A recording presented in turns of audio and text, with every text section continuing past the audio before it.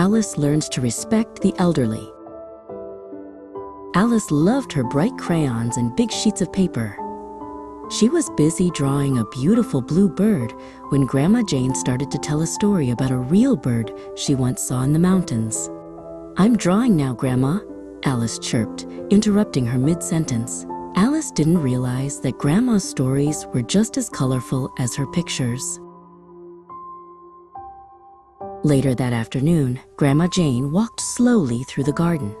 She was carrying a heavy wooden basket filled to the brim with shiny red apples. Alice was busy hopping over the grass, pretending to be a frog. She didn't notice Grandma's tired sigh or think to offer a hand. Alice was a happy girl, but she hadn't yet learned how to look out for others. At school the next day, Ms. Bloom taught the class a very special lesson. "Our elders are like living libraries," she said softly, holding up an old, beautiful book. "They have seen the world change and have so much wisdom to share.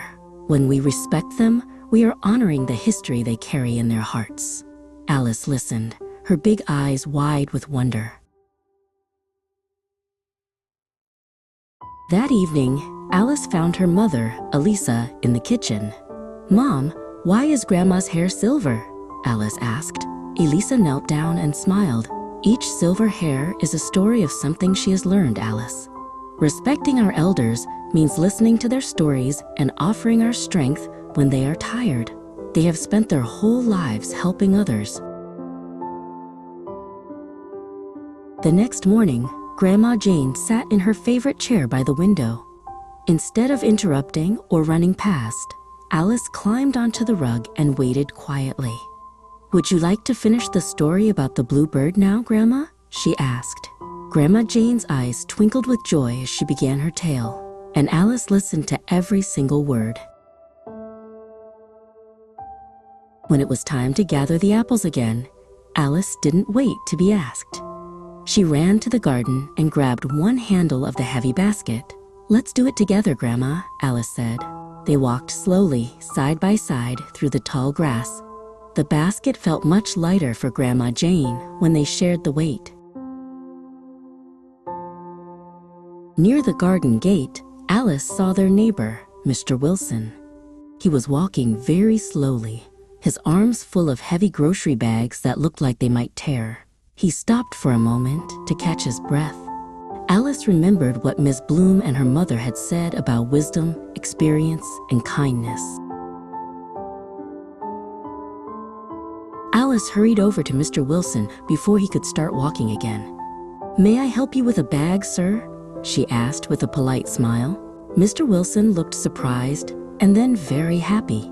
He carefully handed her the smallest bag. "Thank you, Alice," he said.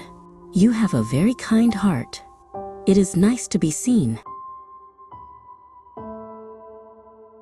When she got back home, Alice found Grandma Jane in the kitchen. She felt a little squeeze in her chest as she thought about how she used to act.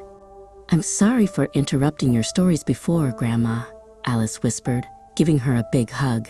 "I want to learn everything you know." Grandma Jane hugged her back tightly, her heart full of love.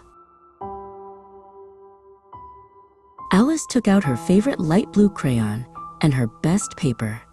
She drew a picture of herself, Grandma Jane, and Mr. Wilson, all sharing a big basket of apples. Grandma Jane looked at the drawing and smiled, placing it on the fridge.